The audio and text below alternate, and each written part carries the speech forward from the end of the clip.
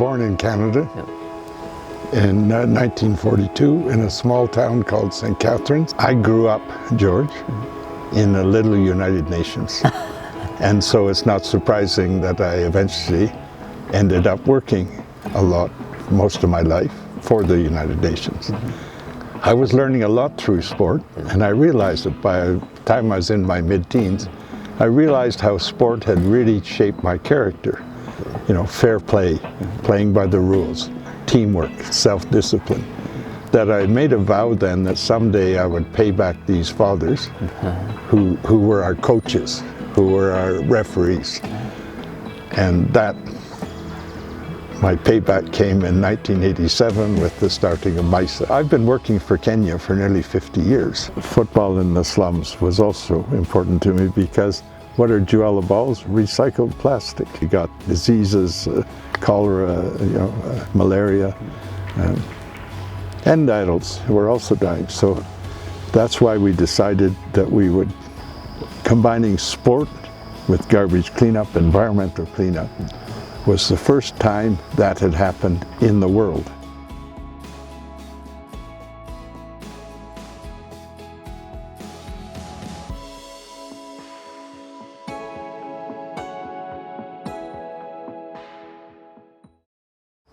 Hello viewers at home, and welcome to Tubonge Sports, a channel that highlights the success story of our sportsmen and women, managers, referee, name them. And today, right in the heart of Nairobi, Kenya, we are joined by none other than the founder, the chairman of the famously biggest youth-run organization known as MYSA. Karibu. I'm your host, George Mbogo. Welcome. Welcome to Tubonge Sports. Thank you. Yeah, so enjoy your time. So today, Bob, I'm sure there are so many people, not only here in Kenya, but I'm sure in Africa and the entire world, who would like to know more about who is this Bob and what has he been doing, not in Canada but in Kenya. So please, Bob, take us through who you are, who is Bob. Thank you, George. Yeah. I must say it's comforting to be interviewed by someone who was one of the early MYSA members in the early 1990s. Thank you. And I'm sure the questions you're going to be asked, you know the answers already. But for your viewers, I'll try my best to answer them properly. Yeah. So you want to know who I am? Yeah. I was born, briefly, I was born in Canada. Yeah. In 1942 in a small town called St. Catharines, which is near Toronto, between Toronto and the famous Niagara Falls. Okay. And growing up in a small town, this is in the late 40s, that's just after the Second World War. Wow. So we had a lot of refugees from Europe, from Czechoslovakia, from Hungary, from Latvia, from Lithuania, from Italy, Holland. When I started school at the age of 6, more than half my class were born outside of Canada. Wow. So I grew up, George, in a little United Nations. And so it's not surprising that I eventually ended up working a lot, most of my life, for the United Nations. But going back to those early years, by the time I was 8 or 9, I was playing in baseball leagues in the summer and ice hockey leagues in the winter, organized by our fathers. And I was learning a lot through sport, and I realized that by the time I was in my mid-teens, I realized how sport had really shaped my character. You know, fair play, playing by the rules, teamwork, self-discipline.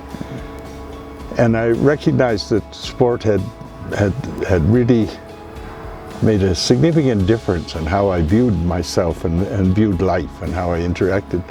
That I made a vow then that someday I would pay back these fathers who were our coaches, who were our referees. And that, my payback came in 1987 with the starting of MYSA. But then to go back to my career from there, one of the turning points was 1956. I was 14 years old. I was delivering newspapers after school in order to earn money to buy my sports equipment. Okay. You know, I know what poverty is. You know what poverty is. Yeah. I couldn't say to youth in Mathare that I grew up poor, but my description was that we didn't grow up poor. My family just didn't have any money. So if I needed sports equipment, which I did, ice hockey equipment, I had to earn it. So from the age of 11, I've been working after school. After school, yeah.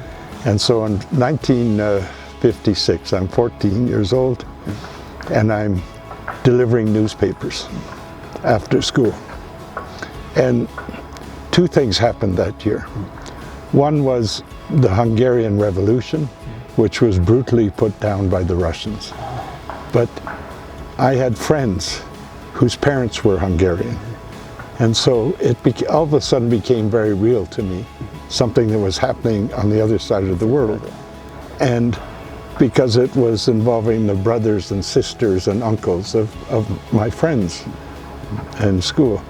Then the second thing that happened a month later was the Suez Crisis, the invasion by France and Britain of the Suez Canal. And that threatened world peace. And it was resolved because the then UN Secretary General, Dag Hammarskjöld, with the Canadian Foreign Minister, Lester Pearson, who later became our Prime Minister, they invented the blue helmets and stopped the conflict by sending a UN peacekeeping force into the Suez, Egypt, Israel area. So the following year, they both got the Nobel Peace Prize. And I read a lot. I started reading a lot in the newspapers I was delivering. I read a lot about something called the United Nations. And I thought, boy, I'd like to help and work with them someday. And 14 years later, I was working for the United Nations Economic Commission for Europe in Geneva. How old were you by then? I was 28 when I joined the UN. Then the UN led me, what we were doing there was setting up the first environment division for East and Western Europe to cooperate, because environment was a new element then. This was just after the 1972 Stockholm Conference on Environment, the first World Environment Conference. And I was one of the 3 UN rapporteurs for that conference, in spite of my age. You were young by then. Yes. So that's when Kenya first came into my life, because as a rapporteur, I had to do summaries of the meetings and that, attend all the sessions. And I got to know several members of the Kenyan delegation who were helping me with part of the record of the decisions. And particularly Perez Alindo, who was then head of the Kenyan Wildlife Service. By that time, yeah, so that was 1972 when I made my first Kenyan friends. I wasn't born by that time. Then in 1975, early in 75, I was asked by the Canadian government to come back to Canada, leave the UN and come back to Canada as the Secretary General for the UN Conference on Human Settlements, which was to be held in Vancouver in 1976. So I went back, but as I was going back, I went to the first preparatory meeting in New York for that conference, for the UN conference. And that's when I was committed to getting elected as the chairman of that committee, a Kenyan, a Catholic priest called Father George, who I'd known since 1973. And so I went to the meeting early on that January 15th morning in 1975 because I needed to talk to the delegates from other countries to get him elected. By then, he was better known as George Mohoho. Oh, Mohoho. Yeah. And I was working with another Kenyan friend, Andrew Legally. And George was elected as the chairman of the preparatory committee. So that was my second engagement closely with Kenyan friends. And what both led to was, because I was an advisor to the head of the Environment Conference in Stockholm, I did have a role in setting up UNEP and locating it in Nairobi. Wow. And then, as the Secretary General, the Canadian Secretary General for the Vancouver Conference in '76, I actually drafted key parts of the General Assembly resolution setting up UN Habitat and also getting it located in Nairobi. In Nairobi. Now, wow. So I've been working for Kenya for nearly 50 years, as you can hear. Yeah, and so quite a long period of time, yeah. And I'm very proud of that because 50 years later, UNEP and Habitat are still the only UN global headquarters located outside of Europe and North America. And the difference that has made for my adopted country, the difference it's made basically making Nairobi the international capital of Africa and the environmental capital of the world. So I'm not here by accident. That's true. One thing I should mention, I guess, is that when I was lobbying to get George elected as chairman in January 1975, I had to lobby these different countries, including Sweden, where I had friends from 3 years before at the Stockholm Conference, so I knew some of them. And I got introduced to the other members, including a youngish architect called Ingrid. And she's now called Ingrid Munro. Yes. And so we're a Habitat marriage. So that's generally how you met with Ingrid. Yes. And Ingrid, of course, is the founder of Jamie Bora Trust and the microfinance program and Capite Newtown. And so one of my contributions, another contribution to Kenya, is that I married Ingrid and brought her to Kenya with me in 1985. You took her right away from Sweden and brought her here? Yes. And she was the head of the International Year of Shelter for the Homeless in 1987 for Habitat. And I was then working with the World Commission on Environment Development and also working with Southern African Development Community, a lot of African governments. So, George, then in 1987, Ingrid and I both decided to leave our high-paying UN jobs because instead of spending a lot of time discussing poverty and talking about poverty, we decided whatever time we had left in our lives, we wanted to do something about it. So that was a quite big decision to make. Yes, so that's MYSA and it's Jamie Bora. Maybe take you back before we just go straight to MYSA. You talked about moving from Canada right away to Kenya. You moved to different countries.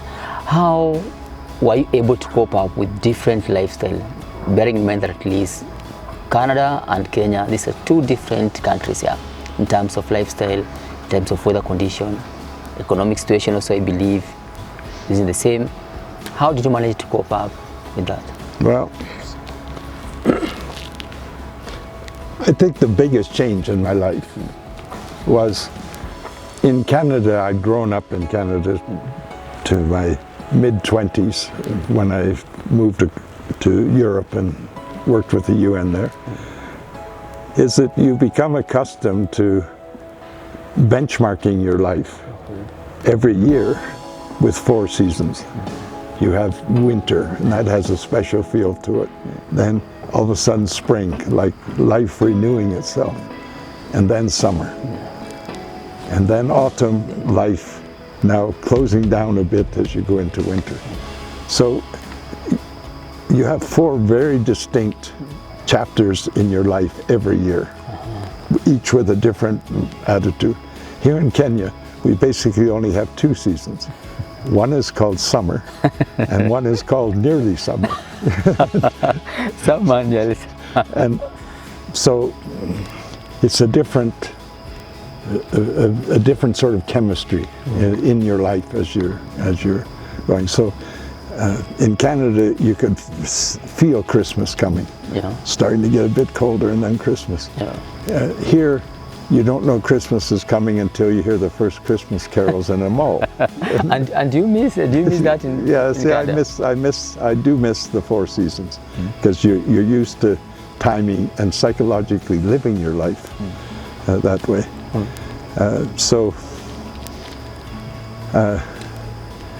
As I said, George, I grew up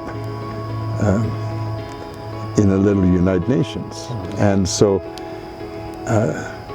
I always had to, so you have your own value system. My grandparents were from Scotland and England, and that has a certain value system.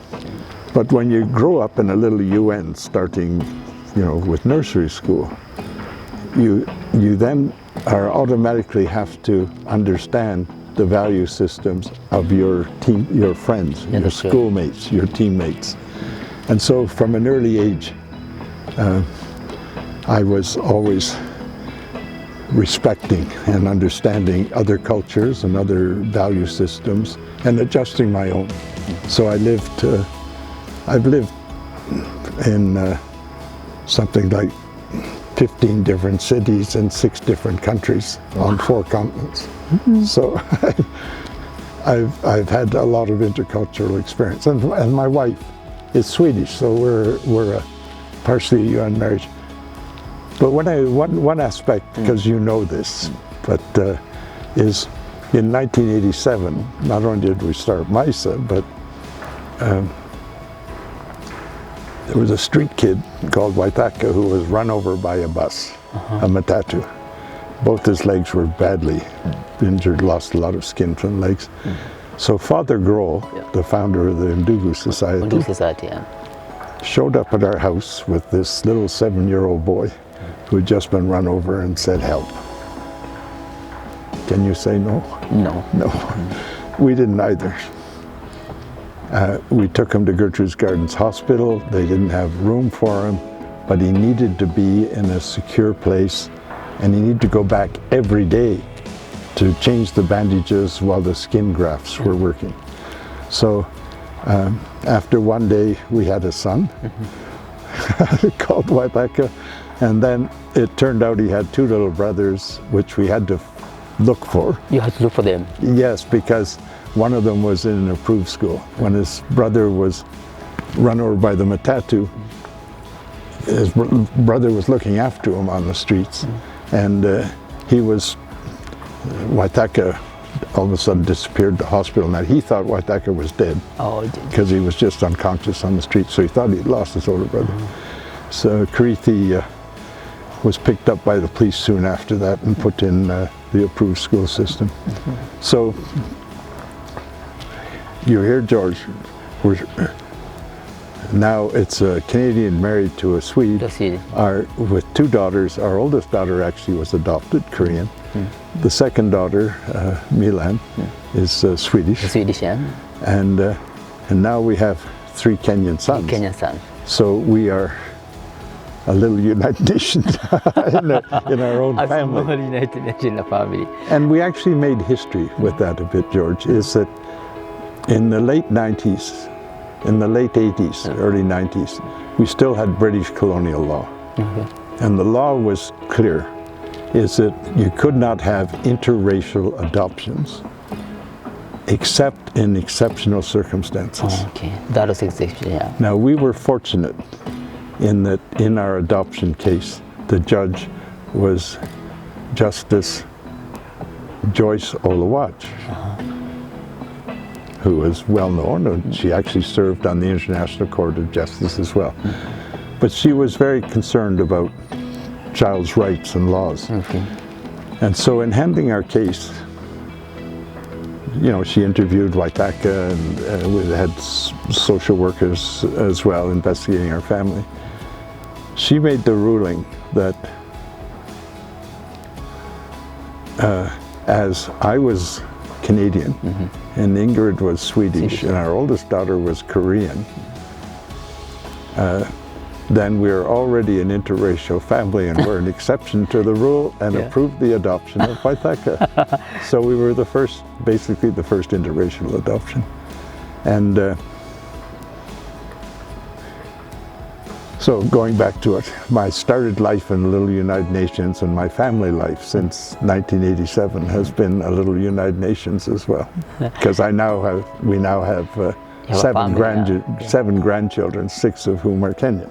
Wow, congratulations for that. Thank you. So taking back to 2 years back, you talked about making a tough decision, a big decision of quitting your job to work with the people in Islam. That means that at least you now had to give a lot of your time, you had to devote a lot of your time without pay. What really inspired you to quit your job to now focus on voluntary job? Because exactly now what you're going to do was just a voluntary job. Yeah. I didn't quit my job actually. We quit the United Nations, but I then kept doing consulting with other UN agencies. But gradually MYSA started taking over my life from 1987. And why did I start MYSA? It was, I mentioned earlier, it was to pay back those fathers. I finally had a chance to pay back those fathers who organized my little league sport, baseball and ice hockey. And it actually happened. Remember, our office was on Malawa Street, our first office, and just down the road was the Ndugu home. And my daughter was helping in Ndugu with giving English lessons to the youth. And I was there with her, and just out front of the Ndugu house, there were 4 little kids playing soccer. So that was the actual moment.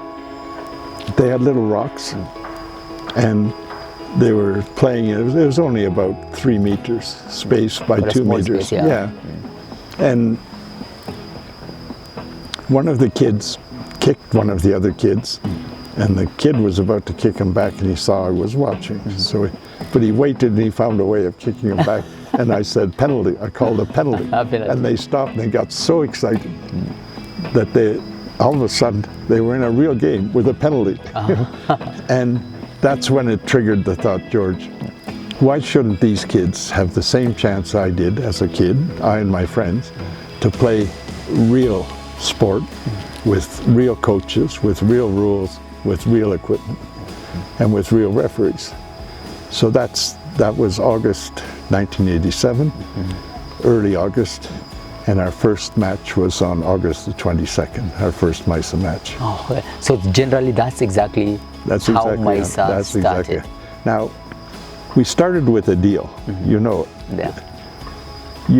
I had international consulting, I had family, I had a busy enough life. So I said to Kelvin Mabugwa, who was then the head of the youth group in St. Teresa's Church. So Kelvin was with me. So he became the first chairman of MYSA. I said to him, okay, here's the deal, Kelvin. You do something, I'll do something. If you do nothing, you and your friends do nothing, I'll do nothing. Good, tough love deal, right? That was a tough deal, yeah. Except it was a big mistake. Wow. Why? I quickly learned about you and your friends and your talents, your determination, your resilience, your abilities, and you guys kept doing things, which meant I had to do things. A trap on yourself. Which meant I had to do things. And so, and it's been a wonderful journey. So eventually, you know, we founded the Board of Trustees. And so it started as I also realized that when I saw all of these talents, I realized two things. Is that I realized, number one, that if I can keep this organization going for 1 or 2 years, it'll generate its own leadership. I mean, these really talented kids. And I also realized that my job, my role, suddenly was the only thing they lacked was self-confidence or self-belief. And all they needed was somebody who did believe in them. And so I think that was my most contribution is, there's a third thing I learned. So meeting in 1988, in January. We just started in September, had our first championships in 87. It was now the new season going to start in 88. We had an under-12 league. And every Wednesday I would leave my job at the UN a bit early, get in my car, drive from there to Malawa Street, the MYSA headquarters, taking my tie off and my jacket off, and so every Wednesday starting at 5, we had this council meeting. First issue on the agenda was always expenditure since the last meeting, because we didn't have much money, so we had to watch it carefully. And that's when I got the name Bob Mwangi. I found out that because I kept looking at the budget so closely, I actually had a Kikuyu name, Bob Mwangi. So who gave you that name, Bob Mwangi? Yes, well, that was my name in Mathare. But we decided to have an under-12 league, which meant they're too small to play on a big field, so it's half a field, no offsides, and we needed new goalposts. Now, we tried to spend all our money in those days, whatever we had, in the slum itself. So we decided to have some Juakali metal workers make our goalposts, 2-inch pipes, you know, make the goalposts.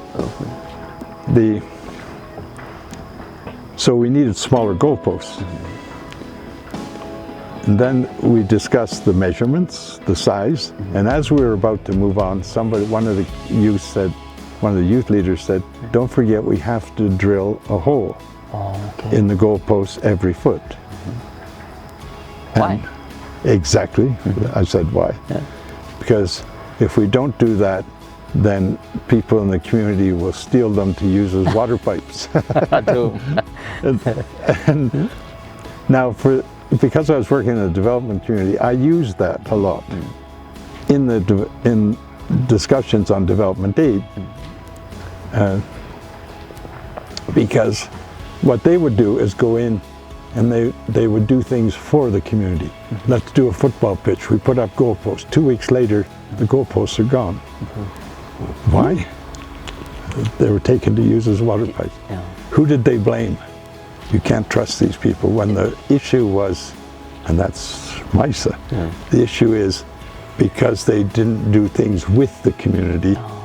That's why the goalposts are missing. It's not because, so I learned from that I shouldn't assert things because I was white and I was older. So whatever I said, no one wanted to challenge. And I realized that it was dangerous for me to assert things. So I decided the Socratic method, you know, Socrates the philosopher. When you read his books, his dialogues, he never tells you what to think. He just keeps asking questions. So from that point on, I always ask questions. I never, because I nearly made the mistake of building posts that would get stolen. So then I insisted, you guys are the experts on poverty and on the slums. Yeah. You're the ones who have to be making the decisions, not me or anybody else. So I stepped back and I just asked questions from that point on. And that's why MYSA still exists today, 35 years later, is because it's owned and managed by the youth, not by me, or I'm not a decision maker in MYSA. I'm the chairman of the board of trustees. and the decisions, real decisions, are made by the executive council and the staff.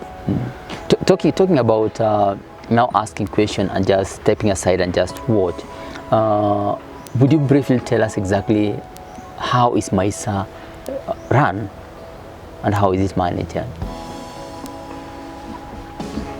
Well, it's run by the youth themselves. So as you know, George, we have the 16 zones, and in each zone they elect their own committee for organizing activities in their zone. So they have a chairman, they have vice chairman, a organizing committee, and the chairman of each zone becomes the MYSA Sports Council. So it's 16. And then we have, parallel to that, because it's sports and community service, we have the Community Service Council, where each zone elects 1 to 2 people to the Community Service Council. And then those 2 elect to the MYSA Executive Council. So it's a bottom-up grassroots organization. Well, it's not a grassroots organization because on most of our fields there aren't any grass. Grass, yeah. So I've always hesitated to call us a grassroots organization. But so MYSA is really anchored in the community. In our 16 zones, they have their own organizing committees, and then we have, for all of MYSA, we have the Sports Council and the Community Service Council, and then the overall Executive Council, and then we have the Board of Trustees. Now, the Board of Trustees does the fundraising, but the board doesn't decide. It's the Executive Council and the staff who decide how it's spent. How it's spent, okay, that's the major decision. And fundraising is, how do we spend it properly? So the Board of Trustees has overall policy issues and fundraising, but the actual allocation of funds and the actual management of everything is by the staff and the elected leaders in MYSA. And that's why it still exists today. We have lots of NGOs who start, there's a founder, it's founder driven, the founder's making the decisions. The youth don't feel that it's their organization. Yeah, that's true. And as soon as the founder's interests change, and then the organization collapses because it's not anchored in the community. Yeah, that's why MYSA is so successful and will continue to exist and succeed, because MYSA doesn't work for the community. MYSA is the community. Is that fair? Yeah, that's true. Yeah. Okay. Enough, yeah. Talking about sports, why football and not volleyball, not rugby? Well, I had a decision to make there because my sport is ice hockey. And so ice hockey was automatically not an option here unless we had climbing gear to get up Mount Kenya. Yeah. No, again, it was clear that football was the sport in the slums everywhere. You know, you saw kids with their Juala balls. And so there was never any question that it was anything else other than football. But we did have, when we started, we did have netball. Netball, okay. Yeah, for the girls in 87, 88, 89. But eventually we ended up focusing almost entirely on football. On football. And that's in part, you don't need a lot of money to get football going. You need a space, different sizes, but you need a space. But goalposts made of rocks, Juala balls, and you have a football match.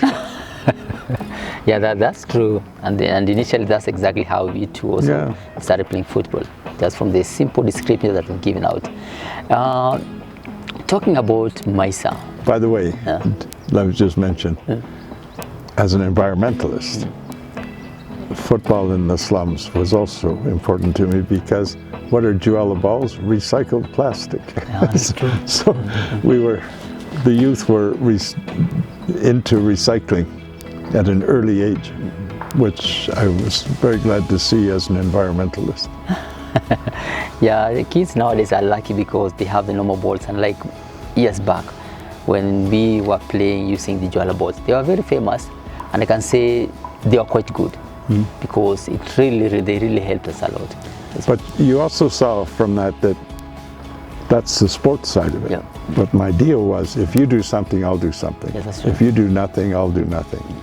I've told you that was a bad deal on my part. You guys kept doing things. But it's still the organizational principle as well. If you get something from the community, you have to put something back into the community. And so in '98, the start of the new year, we'd only been going about 3 months. That's when we decided that we would tie our sports leagues to garbage cleanup in the slums, because the uncollected garbage, there were no garbage trucks coming to MYSA in those days, into Mathare. The uncollected garbage was killing kids every time it rained, and these contaminated water went through their house. They got diseases, cholera, malaria, and adults were also dying. So that's why we decided that we would collect garbage. Now, as you know, if you win your matches in MYSA, you got 3 points. That's true. If you completed your garbage cleanup projects, you got 6 points. So it was like winning 2 football matches. Then, and still today, 50 years later, or 40 years later, we're the only sports organization in the world where the league standings are garbage. Literally, games won, draw, lost, garbage cleanup points, total points. And so that, combining sport with garbage cleanup, environmental cleanup, was the first time that had happened in the world in 1988. And that was the birth of now worldwide Sport for Development. So Sport for Development was first done and pioneered by the youth in the Mathare slums. Could that be one of the reasons as to why MYSA stands out as one of the best sports for development program? Yes. Oh, fantastic, fantastic, fantastic. Yeah, that's quite interesting. And now talking about the environment program, you've talked about the football program. Do we have other programs that at least are run by MYSA? Yes, the second thing we did was 1994. At the Ndugu home near our Malawa office, only 100 meters away, there was a young man called Adrian, who was 17, 18 years old. And Adrian suddenly got very thin and very sick and died within 2-3 weeks. And that's the first time we heard about AIDS, HIV/AIDS.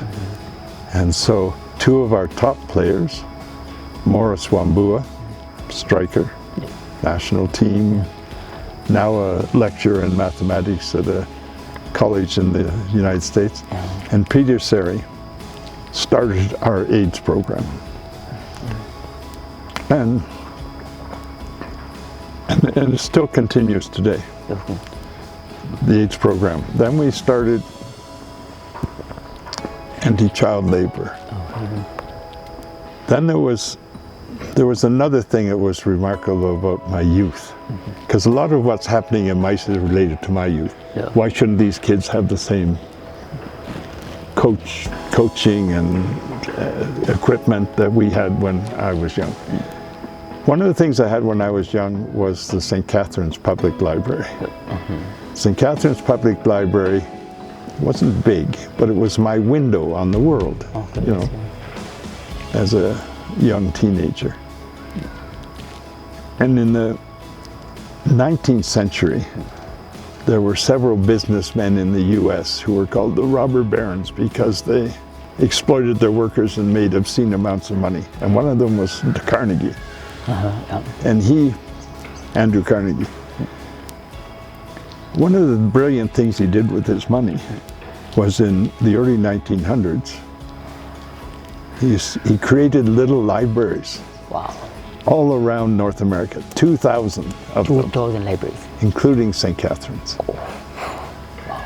Now, I was determined that why shouldn't we have libraries in MYSA as well?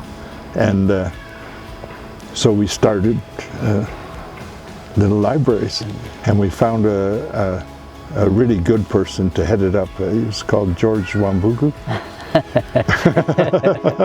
Yeah. Yes, right? Yeah. Yes, and so, and that program, as you know, is really important because in the slums you don't have electricity in the homes. Yeah. So even at noon, there's no light inside the house. You can't study, you can't read day or night. So having a place, as well as a safe place to study and learn and have access to books was really important in Mathare. And so we have, at one point we had 6 libraries, but for economic reasons it became problems. We're still running 4 libraries. Githurai, Mathare, as you know, Mathare North, and at the MYSA headquarters. Interesting enough, you know, as you know, Mathare North, half the users of that are university students from the university around there. Got a big improvement on that side. Got a big plus that the library have done. So, talking about the success of MYSA, I'm sure there are some of the obstacles that have always been there. Could you maybe highlight some of the challenges that at least have been there when MYSA operates here?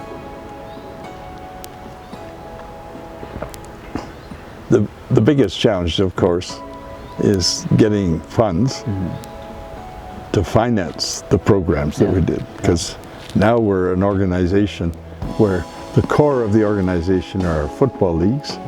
So, you know, post-COVID, 2019, we had over 1,900 teams, including 500 girls teams, playing football and clearing garbage in 16 zones. So we were huge, and so we had anti-child labor, we had AIDS projects, we had the libraries projects, and the garbage cleanup. And so we really are a community-based, community service organization using sports as a starting point. But finding funds for the first, up until 1995, we didn't have any donors. So it was just I and my friends pooling some money together. There was financing ways, which was good because it built into MYSA from the beginning. We didn't have to do what the donor wanted because we didn't have any donors. Because development aid, I think, gets distorted when the donors say, we want you to do this, not this. Instead of, like MYSA, letting the community decide what is important and what their priorities are. So we didn't have any donor telling us what our priorities are. We also then had to watch carefully every shilling we got. As I told you, every meeting started off with expenditure since the last meeting. And Bob Mungi was always there to make sure ensuring that the funds are the funds were used properly. But then all of a sudden, organizations like the Commonwealth started to see MYSA and say, wow, sport is a development activity, because before that they didn't believe it was. Sport can be a development activity. And so then we got money from the Commonwealth, and then the Strømme Foundation in Norway, which, as I mentioned, as I worked for the World Commission on Environment and Development, 1984 to 87, that was chaired by the Norwegian Prime Minister. So that's why you got the contact, the contacts in Norway. I had other friends in Norway, but then because of that period, I had lots of good friends in Norway, and Strømme Foundation became the organization which really jump-started MYSA as a much larger sport for development organization. And then Laureus Sport for Good Foundation started in 2000. It was inspired by MYSA, and MYSA was their first project. And even Street Football World, which is a global organization, that was started by Jürgen Griesbeck from Germany, who had been working in Latin America, heard about MYSA, started doing some activities like that in South America, went back to Germany, phoned me in, well, it must have been 2001 or 2002, and said, introduced himself. That's how I met him. And he said, I want to start an organization, a global organization, to link MYSA and MYSA type projects around the world, called Street Football World.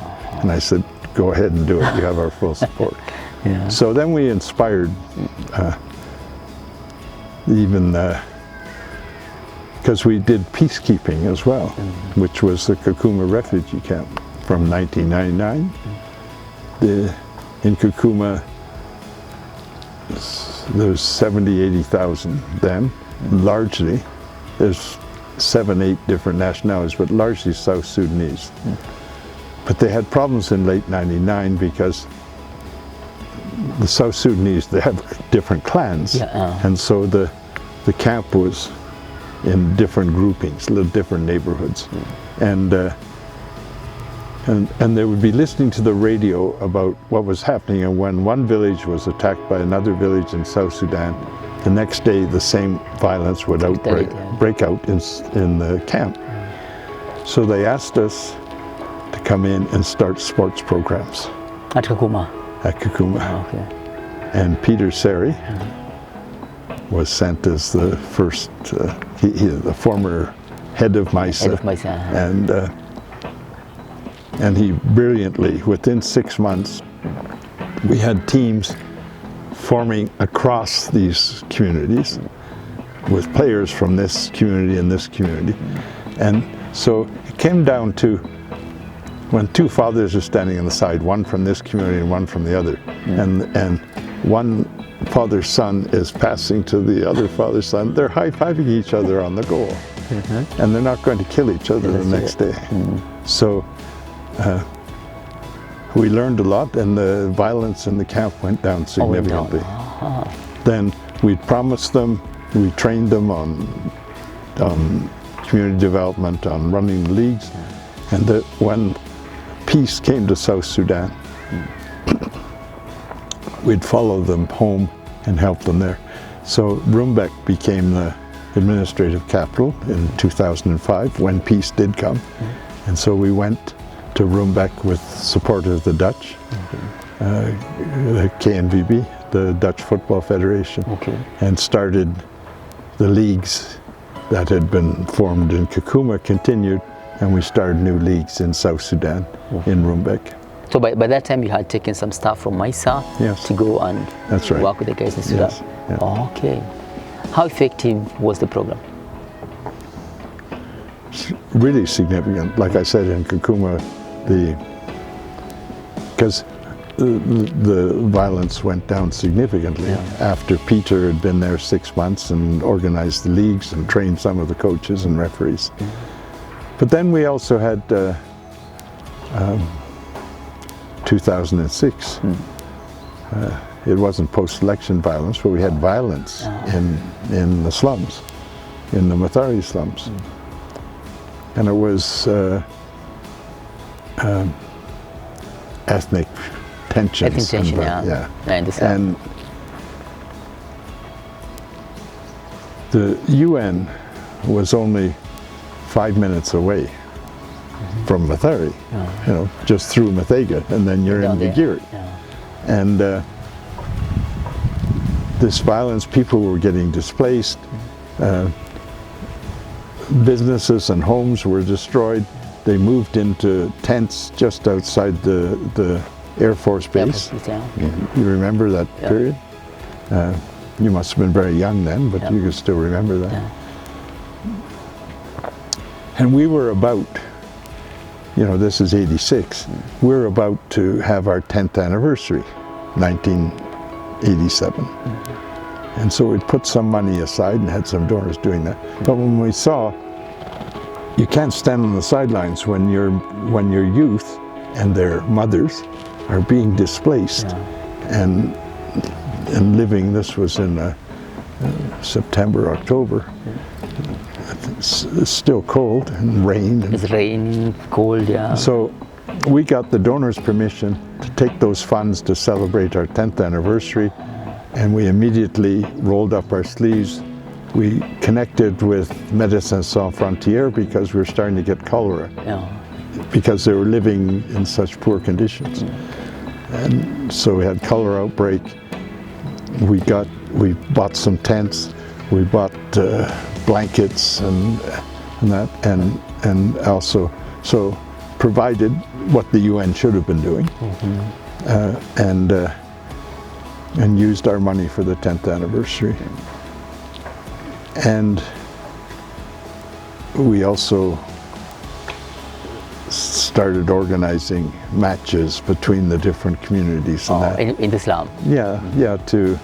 To keep the youth busy as well. Tension, So yes, we've 2008 post-election violence. We did, and before the next election as well, we had this Vote for Kenya campaign around the country of teams playing with Vote for Kenya to try to keep the inter-ethnic tensions that low. So yes, we've had a lot of influence on peacekeeping in Kenya in 2006, 2008 post-election violence, pre-2012, 2013 election. Working in Mathare Islam, and also like some of the impact that MYSA have already had in Islam and its Mathare Islam and its environment. How does, let me talk about the Kenyan government perceive MYSA when it comes to changing the lives of the people, especially those who live in the slums? They've always been supportive, and not financially, interesting enough. We've never got any funding from the government, or even FKF for that matter.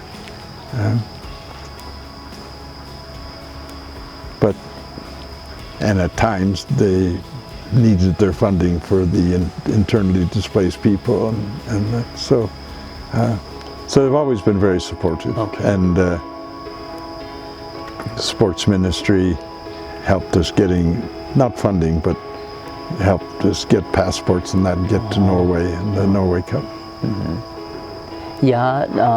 Now because you've touched Norway Cup, I'm sure there's so many players outside there who've always gotten a chance to go to Norway Cup, and I'm sure there are some who never gotten a chance to go to Norway Cup. I'm sure it has really changed the life of so many people, getting a chance to interact with Norwegian people, Norwegian families, getting to understand different lifestyle, different life culture. What would you say was the biggest moment about Norway Cup to the players, especially those who came from MYSA? Well, that actually started, this is how my life connects again. My life with Mathare and my life with the UN. So it's 1990, MYSA has been going for 3 years. And I hear about this thing called the Norway Cup. Yeah. So through my Norwegian friends, I got the name of the Secretary General of the Norway Cup, and I phoned him and told him that we have this team, MYSA, and he said, well, if you can get the airfares, we'd love to have a team from Africa. So, because it's the world's biggest international youth tournament, then and still today. You know, it started in '72, and 50 countries, at least 45, 50 countries every year from around the world. And so he said, we will give you free room and board, staying in schools, free room and board, and free entry in the tournament, but we can't get the airfares. So one of my good friends was the permanent secretary in the environment ministry in Norway. So I phoned him and I said, we have these teams who are doing garbage cleanup, they're doing environmental cleanup. Could you help us with the airfares to the Norway Cup? He said, well, that's a bit difficult, but leave it with me for a couple of days. He phoned me back, and you know what he said, George? Yeah. This is exactly what he said, because this is a very innovative friend. He's a domestic agency. It's the aid agency in the foreign ministry who's supposed to be doing, you know, funding for things outside of Norway. So his ministry is not supposed to do foreign aid. He said, Bob, I've talked to the minister, and we've decided that the bureaucrats in our ministry are not very fit.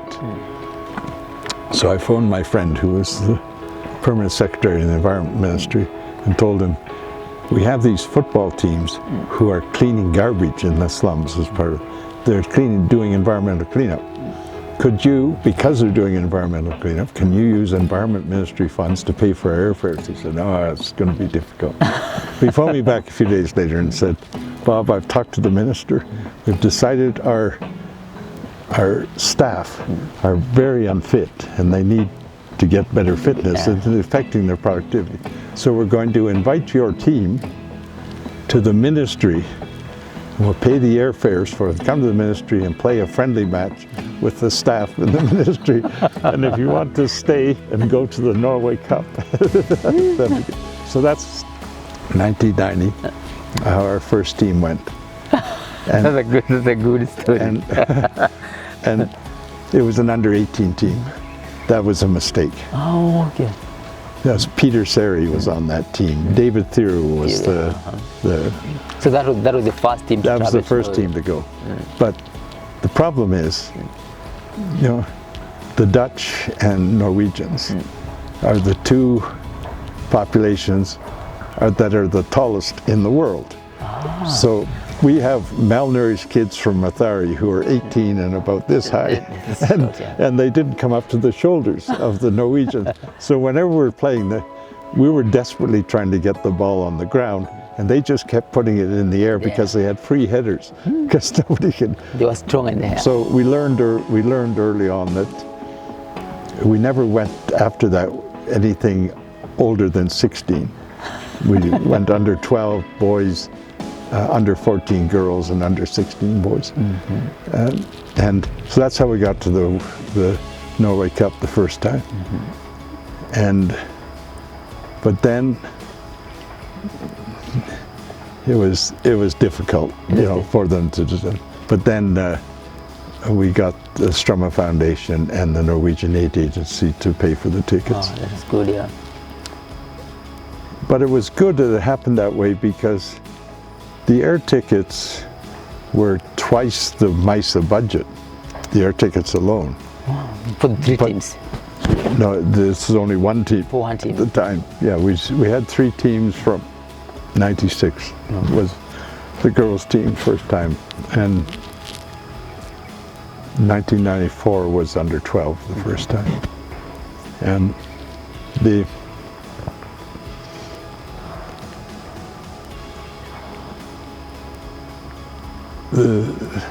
what we learned from that, and is they weren't going just to play football.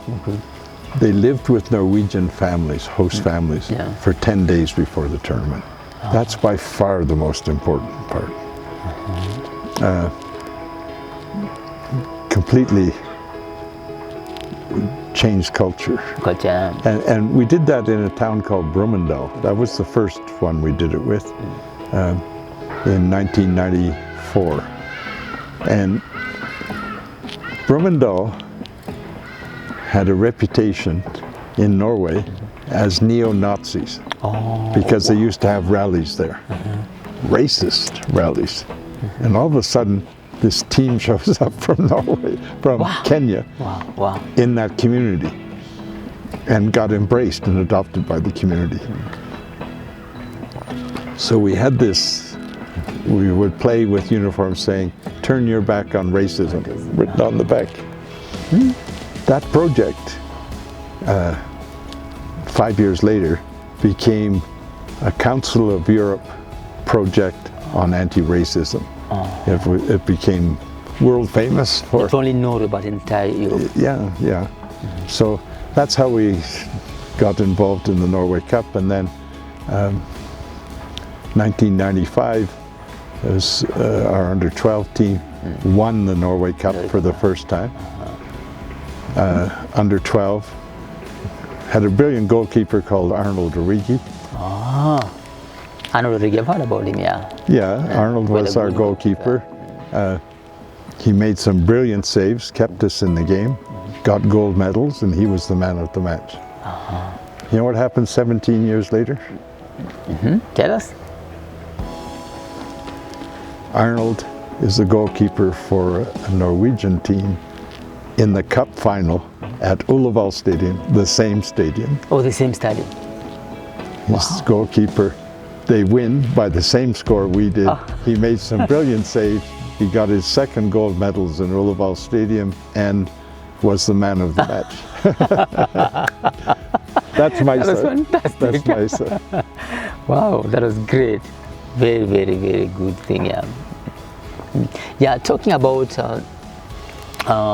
winning some medals in Norway Cup, are there other achievements that MYSA have had since it started in 1987?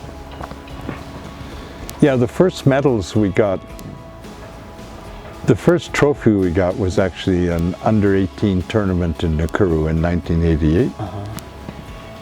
The captain of the team, interestingly enough, was Salim Babu, who's coached Sony, and he's now assistant coach at Police. Assistant coach, Police, yeah. And he was the captain, and the thing about that under-18 tournament was we were the only team who was under 18. Yeah, it was clear. They had a team from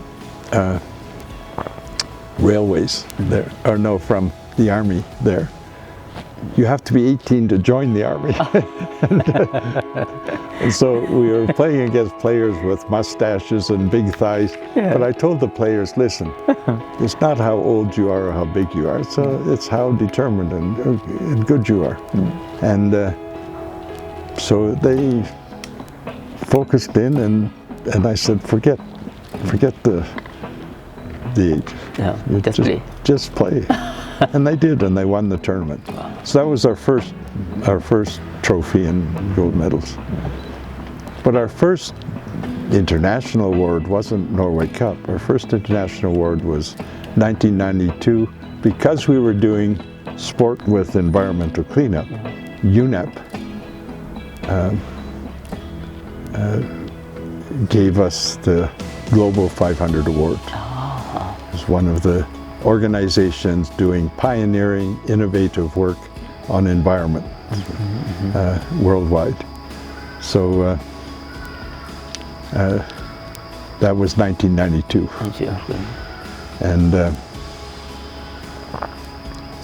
so John Kaburi, who was then heading up our Community Service Council, went and received the award in front of the whole world, because all the countries in the world were there at the Earth Summit in Rio de Janeiro. And so that was our first recognition for non-football. Non-football. Yeah. But then a lot of the awards that we've got have been awards on the field. We've won the FIFA Football for Hope tournament. We're global champions. 2006 Berlin World Cup. Parallel to the Berlin World Cup, first FIFA Football for Hope tournament won by MYSA. 2010 South Africa World Cup, in parallel FIFA Football for Hope tournament won by MYSA. So we've got global trophies as well as regional ones and national ones. But the non-football trophies, which I think we're proudest of, are things for our AIDS preventions, our combining of sport and development. And it even included being nominated twice for the Nobel Peace Prize. Wow, that was fantastic, yeah. Yes. Oh, that's good. Yeah, talking about the achievements, I'm sure MYSA must have been going through some difficult time. And I'm sure what really makes MYSA stand out, especially when it comes to management, because I'm sure there are a lot of organizations that have started, but most of them have ended up dying.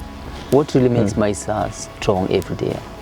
Well, basically, the key point is what I emphasized earlier, is that MYSA is owned and managed by the youth themselves, not by me or any outsider.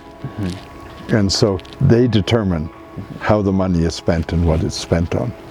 And they, put it this way, it is like the decision making, as I said, I stopped asserting and would ask questions. So, Bob, what do we do with this problem? What do we do about it? What do you think the problem is? What do you think the problem is? What do you think we can do about it? What do you think we can do about it? By the time that discussion was ended, and I was just asking questions, they had found a solution. Oh, that's fantastic. Yeah. And it was their solution. So they're not implementing my solution or ideas, they're implementing their own decisions and ideas. And that's still MYSA today. And I think that's the main reason why MYSA has continued for so long and will continue for so long. In fact, we're just in the process now of the final governance revolution. And that is, we had one governance, big change in governance and management in 2008, because we had girls football starting since 1992,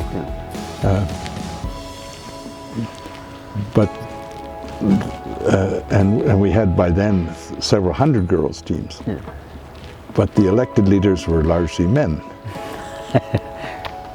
And we'd seen, because a girl had actually become the chair of MYSA 2 years earlier, and she'd done a spectacular job.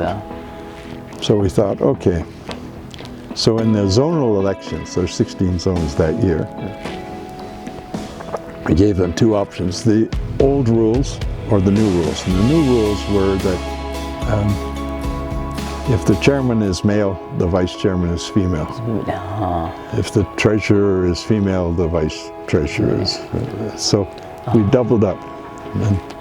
And the following year, it would be, if it was female one year, it would be male next year, and the next year the chairman would be female again. Really balance the gender issue. Yeah, so and we gave all the zones the choice. All but one zone decided the new rules. And therefore the gender balance was basically 50-50 in MYSA.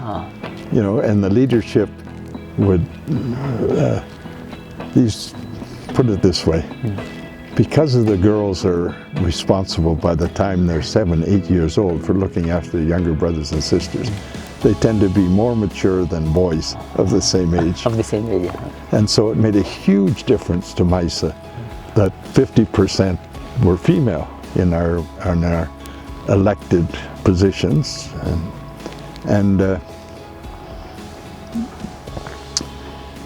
And so I think that's also one of the strengths of MYSA as well. And now with the Board of Trustees, there are 10 trustees.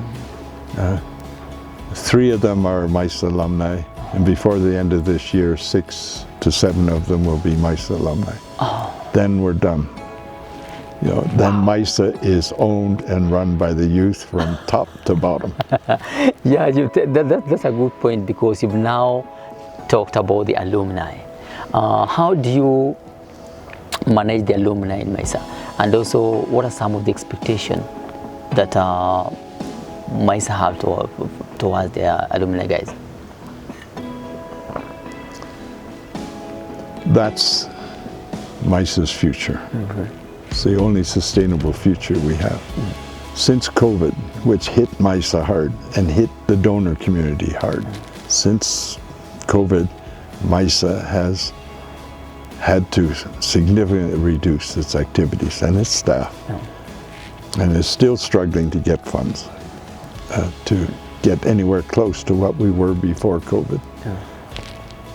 But we have 150,000 alumni. Wow, that's quite a lot. Yes. 150,000 over since 1987. So what's that? 37 years. That's a large number. That's a large number.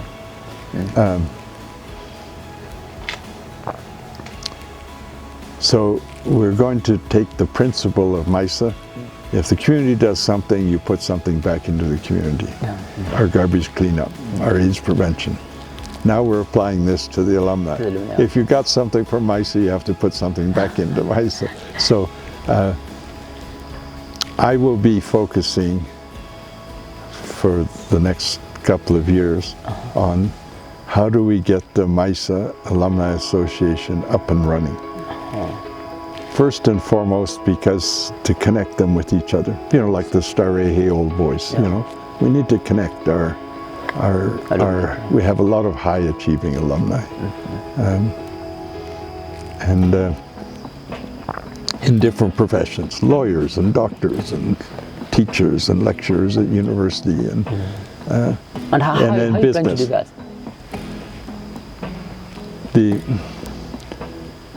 The trigger is, first of all, you need a technology, which we're now trying to find through my alma mater, McMaster University has a great alumni association. You need a technology which, when people sign in, then the data goes into a database, and you can cut it by zone, by age, by, you know, and so you need to get that in place first, and then you need to start the process with 100 alumni. You know, and then each one of you come to a meeting in a month's time and bring 5 more alumni with you. And all of a sudden you have 500 alumni. And then you challenge each of them to get 5 more. The number keeps on increasing.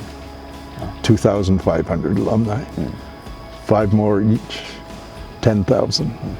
As soon as you start getting to 20, 30,000 alumni, a third of the alumni we have. And remember, we have a lot of alumni in the United States, Norway, Sweden, Canada.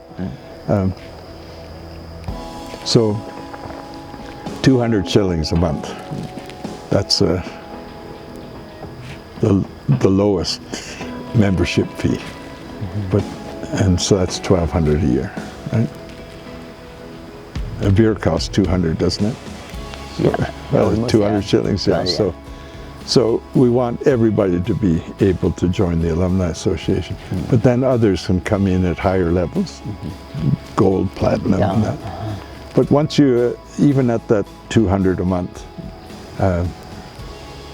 when you have 20 or 30,000, you're talking about 50 to 80 million in revenue. That's true.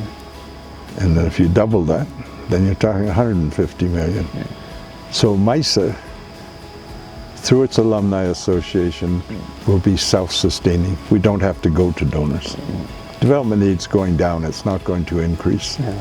And we not only got hit by COVID, but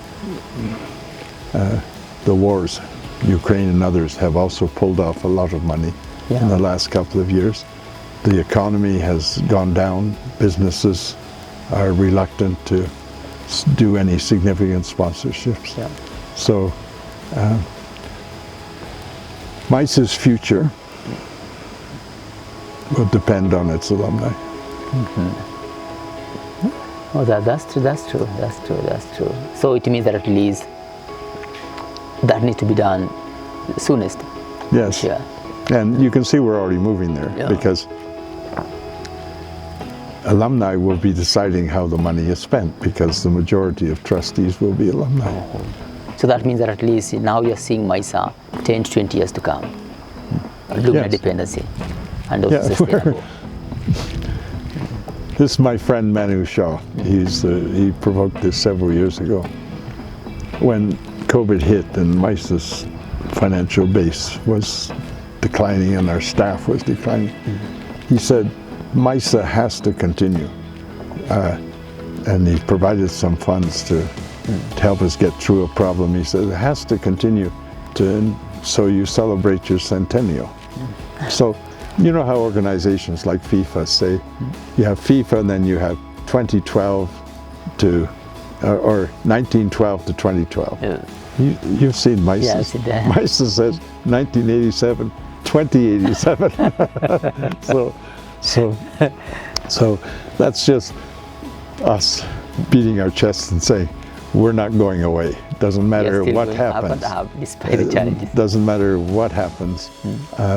And especially through our alumni association, we're still going to be around to celebrate in 2087 MYSA's 100th birthday. I won't be around to celebrate it, but I hope you'll be around. So talking about your time in MYSA, I'm sure you must have had the best moment. But now let's talk about MYSA's best moment. What do you think is MYSA's best moment up to this moment?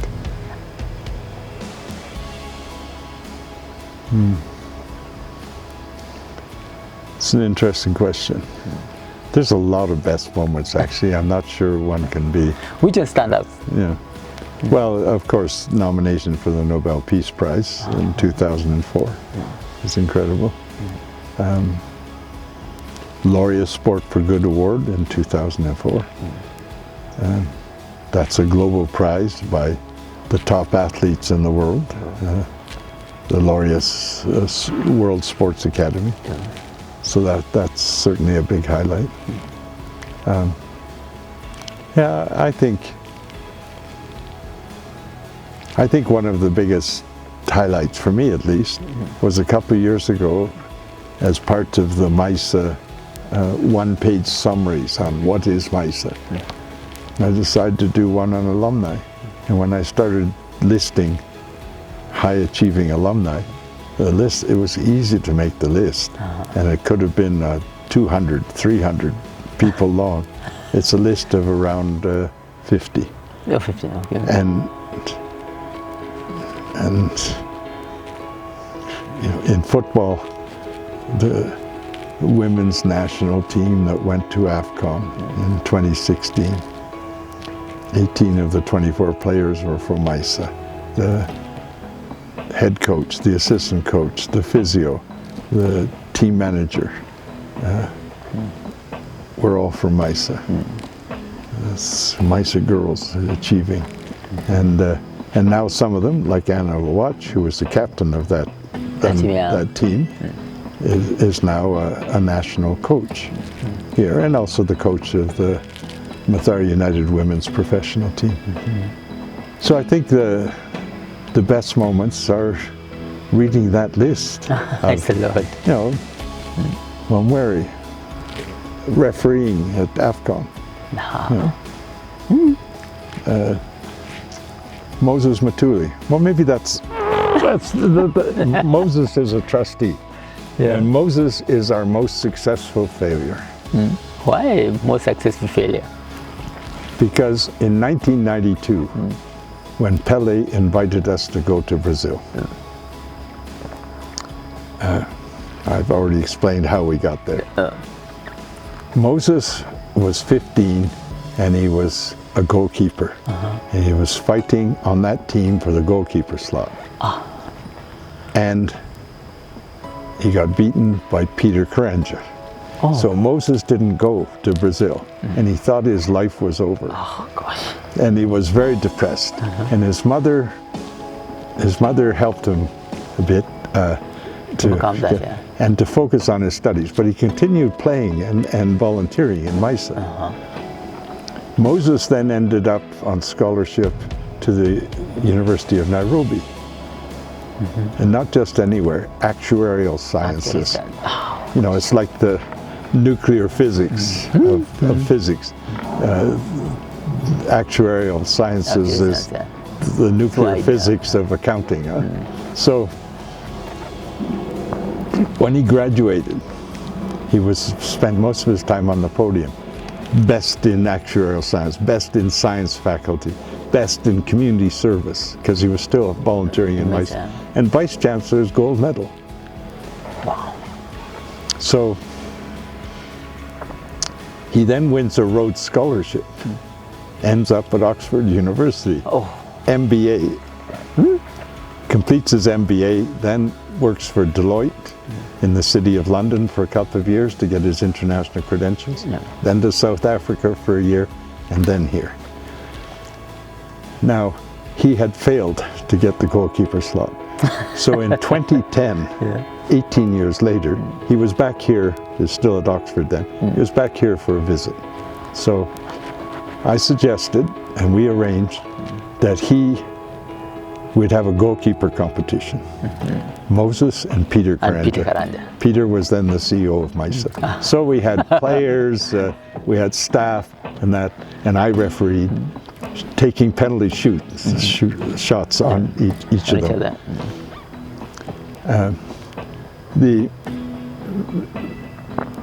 They ended up equal. Equal, yeah. So I insisted they shoot on each other, and Moses won. Now then afterwards we met with the staff. A lot of them didn't know Moses had been away for the previous 6-7 years. So I said, you know, this is really gratifying. So I described him as, Moses is our most successful failure. And Moses loved it. Said, this is MYSA family, and your family as well. This is how we operate, is that Moses had 18 years of pain. 1992 to 2010, he had missed the slot. Now, we would have another goalkeeper competition in 2028, so he'd have 18 years of bragging rights. Because he had beaten Peter. Even though Peter would stand in goal with a sign saying, "Score on me, you ruin your salary." And so in 2028, I hope I'm still around. 2028, we will have the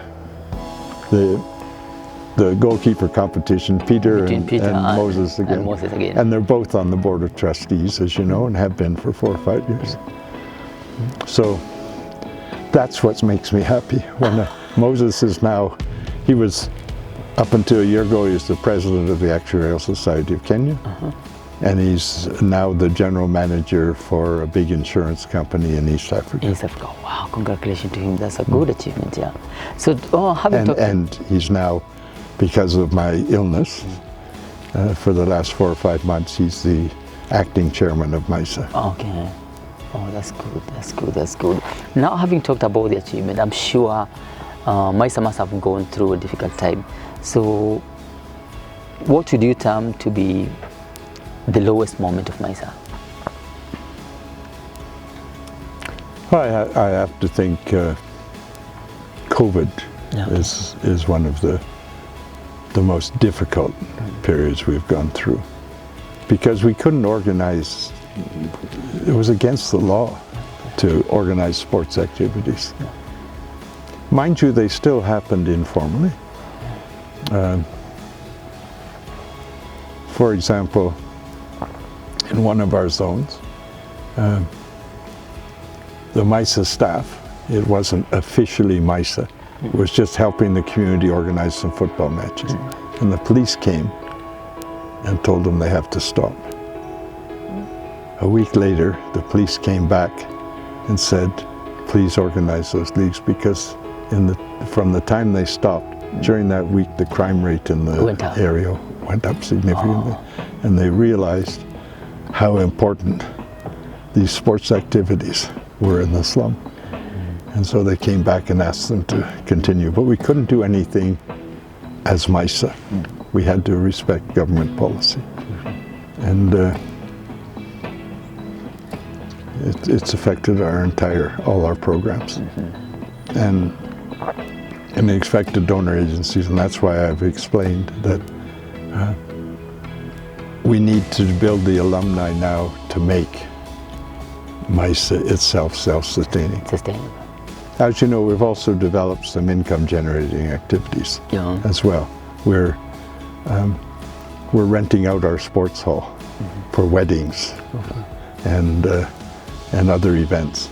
We have a fitness center where we have outside fee-paying clients, and we have the sports cafe, which is running a small restaurant. So MYSA is able to generate some funds from it. Yeah, that's good. Yeah, last year we were able to generate nearly 8 million from our income-generating activities. Congratulations, that is good. That's good. So we're going to improve them and expand them. So it's our income-generating activities and our alumni who will be the MYSA, the savers of MYSA. Yeah, thank you both for that. Having heard a lot about MYSA and also having heard exactly the impact that MYSA have had in our community and also Kenya at large and the world.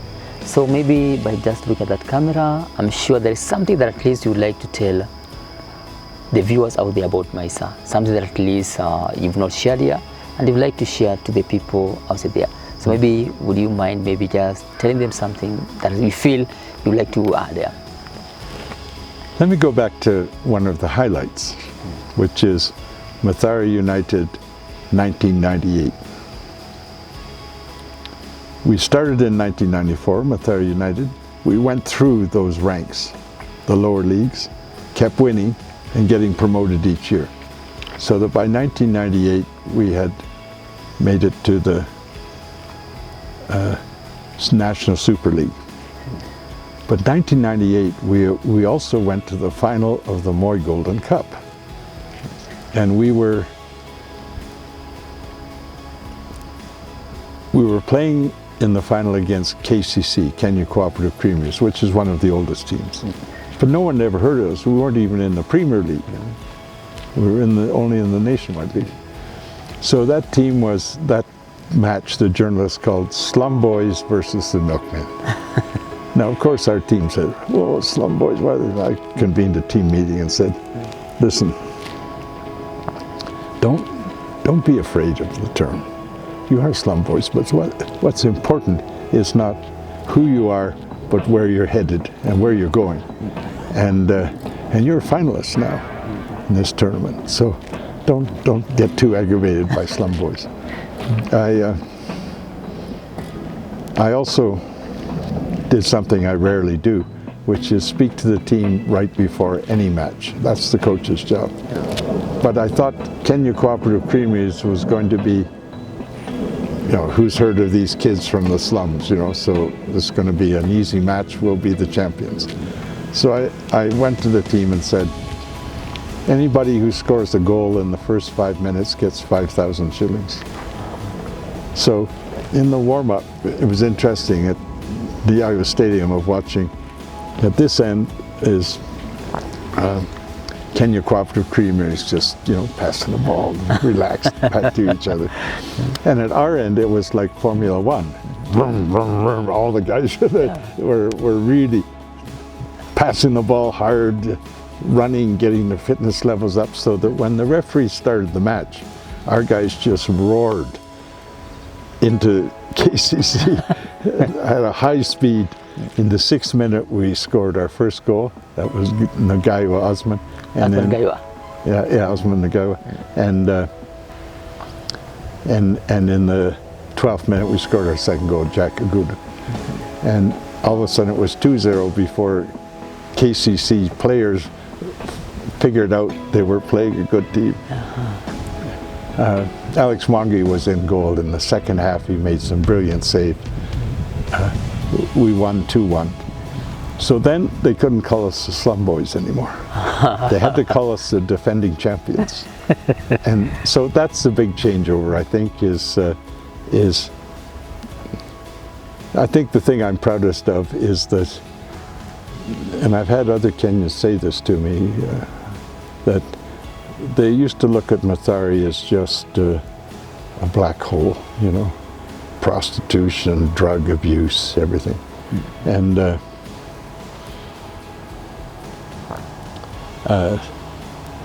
MYSA gave the youth a chance to say, we're not who you think we are. And it's changed, and changed fairly quickly, the reputation of slum dwellers, not only in Mathare but otherwise, is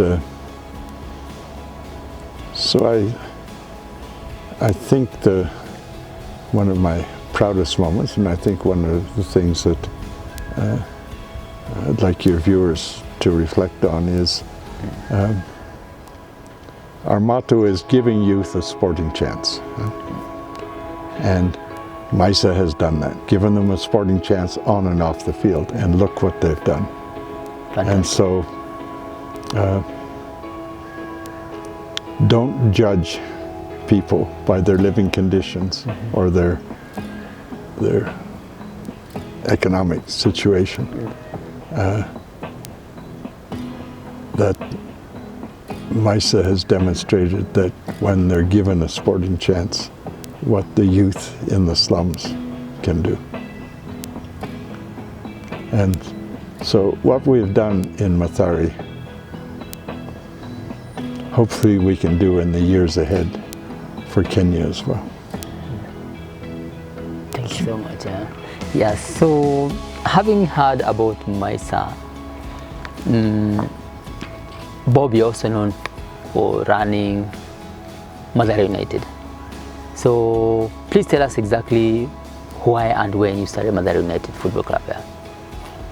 Well, it was in 1994, and it happened this way, because remember I said 1992 Pele invited our under-16 team to Brazil, and we won, and that was Morris Wambua and Francis Commands in that.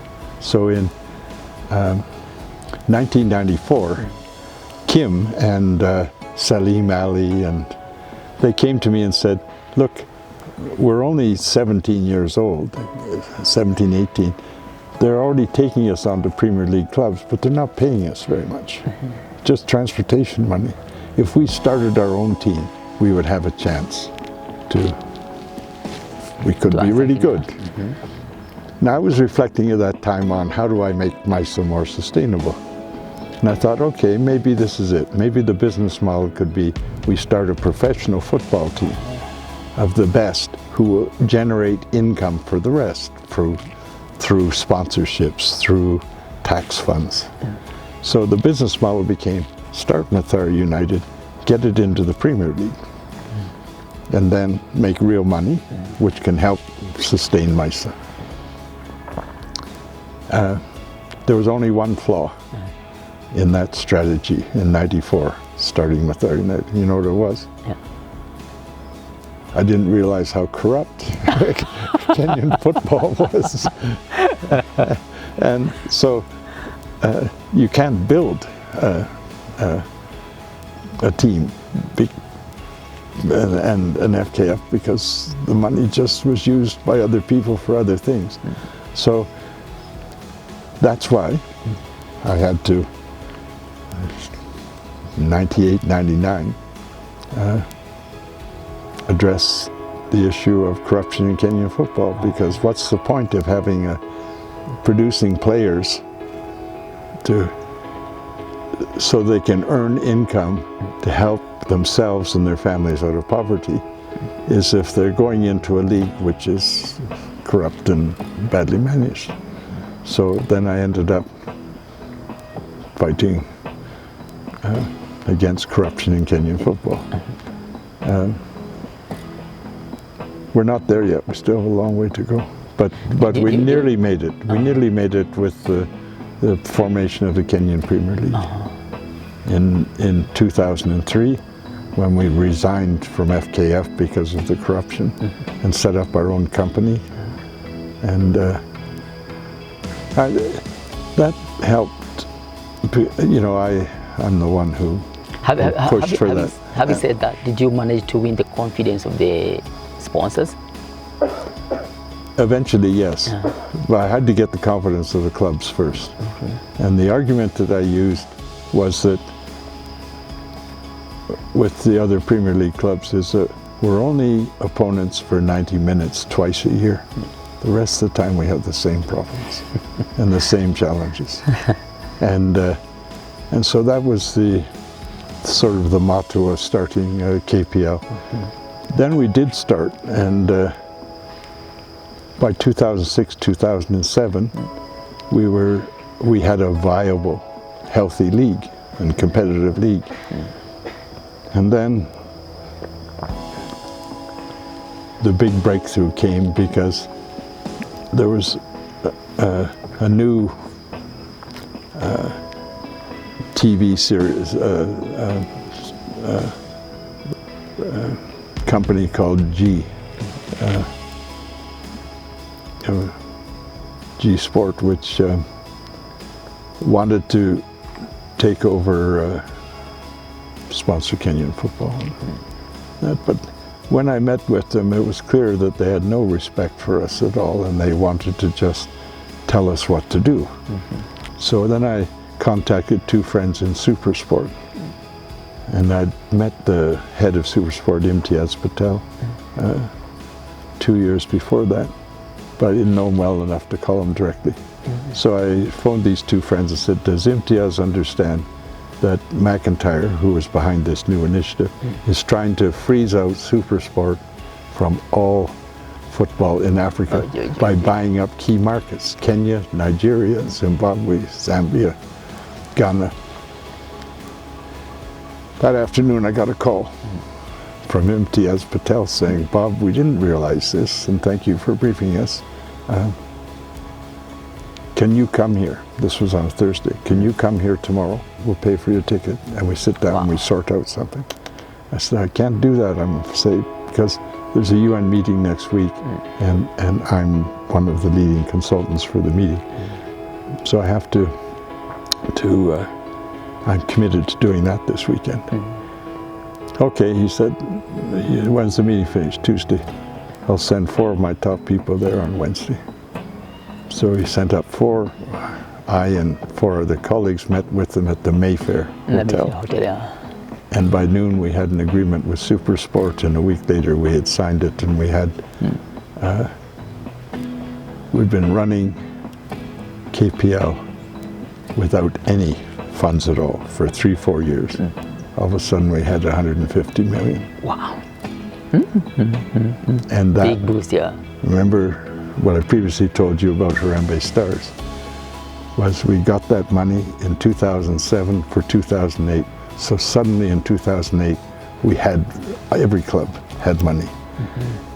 But then we had post-election violence, and we agreed, the clubs agreed, that we would take some of those funds and fund Harambee Stars, and did. Funds that you already gotten now? Yeah, from Supersport. From Supersport, yeah. And then sponsors started coming in, because we were on television. First, initially a third, and then almost nearly half of our matches were on television every weekend. High quality productions as well. And so sponsors are coming in because their brand is being exposed. But now look, not even on television. And so what do you have to offer a sponsor? Now hopefully it'll change. Hopefully it'll change soon, and the Premier League will go back to the success it was enjoying 2013, 2014, as a league that's owned and managed by the clubs. And what are some of the achievements that Mathare United have had so far? Mathare? Yeah, Mathare United, yeah. Well, you know Mathare United, and you have to look at it this way, is that the first purpose of Mathare United is to give our best players a chance to play and show who they are. Yeah. Number two, it should be that they can earn good money at the same time. Now that second one has always been difficult in getting sponsors in order to pay competitive salaries. So the players would get offers, higher salaries from other clubs. So frankly, the purpose of Mathare United and of MYSA is to help players earn money to get themselves and their families out of poverty. If they can't do it with Mathare United, but can do it with another team offering a higher salary, I have no moral right, even if they have a 5-year contract, to say, no, you can't go. And so that ends up with the fact that whenever Mathare United plays, the other team usually has at least 2 or 3 Mathare players or more. If it's Kariobangi Sharks, there's most of the players, you know. And the problem, George, is that those other players on the other teams, always play their best match against Mathare, because they want to show their friends from the hood that we're better. So, that also with referee, it penalizes us. We've produced a lot of the best referees in the Kenyan Premier League. But whenever they're refereeing a match involving Mathare United, they don't want to be accused of bias, so they're tougher on us. Yeah. So it's never 50-50 when we have a MYSA referee, it's more like 40-60, just so that they won't be accused of bias. So that's what Mathare United is. Yes, it's nice to win trophies, but our main purpose is to provide a vehicle and a way for our best players to showcase themselves and go on to, like Dennis Oliech and others. And And what are some of the challenges that at least Mathare United has been facing? It's always the same challenge, is money. Can't get sponsors. There's been no new sponsors in the Kenyan Premier League for the last 5 years who aren't betting companies. And the problem with betting companies is that if they don't cover your whole budget, then you're in trouble, because no other sponsors will go on a shirt with a betting company. Is a bank going to join a betting company on a shirt, or an airline, or an insurance company? So, and with the economy, post-COVID, and the economy has gone down, we've tried 40-50 companies, very difficult to get funds. Yeah, now talking about funds, because you talked about it, what's the ideal budget that at least a team needs to have, like in the Premier League or in the NSL, to be able to sustain itself for the entire season? A budget, a rough budget. Really basic minimum, 35 to 40 million. Oh, okay. Minimum. Okay. To be competitive, that means you're lower in the league. Oh. To be competitive, you need 60 to 70. You know, there are clubs, Bandari, Police, you know, the budget's 100 million plus. Oh. You know, so to be competitive in the Premier League, it's probably fair to be mid-table and competitive with the top clubs, 70 to 80 million. Oh. So it means that at least clubs need a lot of investment in that. So they need sponsors, need corporates to be able to sustain themselves. And you also need prize money that's worth playing for. You know, in South Africa, winning the cup, it's 100 million shillings or more. No, it's probably 150, 200 million shillings for winning the cup competition. What do you get for the Kenya Cup competition? 3 million? 4 million? Keeps on fluctuating. Yeah. You've played five rounds in order to get to the final. You've spent more than 4 million to get to the final. And what do you win? You win the right to represent Kenya in the cup competition, the CAF Cup competition. Do you know one home and away series is going to cost you 8 to 12 million? What? That's a lot. The government doesn't give you any money. FKF doesn't give you any money. You get 4 million, which doesn't cover your costs for playing in the cup. And then when we were representing Kenya when we'd won the cup, for example, used to tease the players and say, you know, the more you win, the more we lose. Because I didn't have the money. I didn't have the money to take part in international competitions, and so and that's still the situation. And talking about Mathare United, what's the relationship between Mathare United and MYSA? It's the majority of our players are from MYSA. Oh, okay. Okay, that's the deal. Mm-hmm. And having talked about that, is there anything that at least you remember most about Mathare United? Something that touches your heart? Well, how the players have stayed in touch with each other and are still teammates, even though they were playing together 15 years ago or 20 years ago. And I hope to build on that to create the Alumni Association, which will be Mathare United players as well as MYSA members.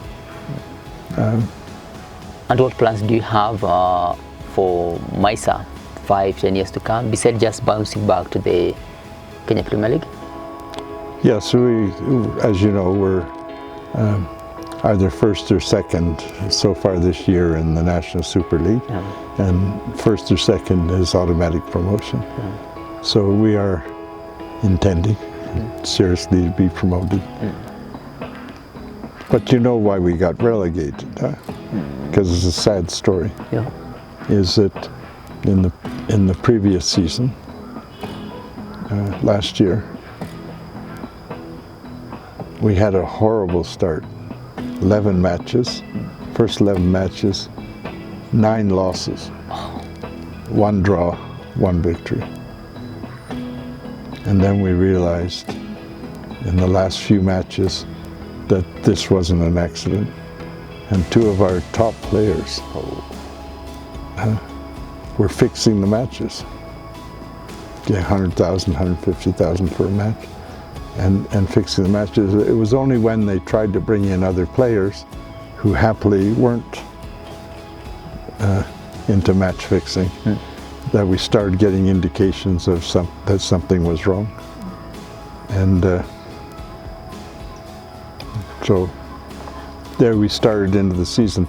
You lose 29 points, because we drew one of the games. And how did you handle that? How can you handle it? Your team is completely demoralized. You're a third of the way through the season. You have only 4 points out of 11 matches. Were there any and your team, the morale is completely destroyed by the fact that the remaining players realized that they were being cheated by 2 of their teammates. So we had to accept relegation. But the main reason, there were financial reasons. We were struggling financially. Was there any action taken against those players? Yeah, they suspended the players, but that's it. So, like in Europe, one of the main things we have to do here as quickly as possible is criminalize match fixing. In Europe, if you fix matches as a referee or a player and you're caught, you go to jail. So there's no question there's match fixing going on. It wasn't just us last year. There were several other teams who had Nairobi City Stars, Kakamega Homeboys. You know? Until we make it a criminal offense, it's still going to occur because the money is there. Now talking about the state of football in Kenya, what's your opinion regarding the management of football in Kenya? You want to get me into trouble, don't you? Not really. Yeah, I don't think that's the right question. The question is, where have we improved significantly in the last 8 years? Is the national team highly ranked, women or men? Is the league, has the sponsorships increased in the league? Have players' salaries gone up? Have the bonus funds gone up? Bonus money for the clubs? I think all those answers the question. Yes, so then you know the answer. Automatically. So the question is, like I said, you need to ask yourself, what's improved? And it's hard to see any areas in which there's been any significant improvement. So Bob, do you think you have something else that we've not shared here, but you feel like you'd like to share with our viewers out there? So by just look at that camera, maybe tell them something else. What would I like to say in conclusion? I think what I particularly like to emphasize is that I've worked in over 50 countries around the world over the last 60 years, 55 years. And as you've heard in this interview, I'm not here by accident. I earned my way here through UNEP and Habitat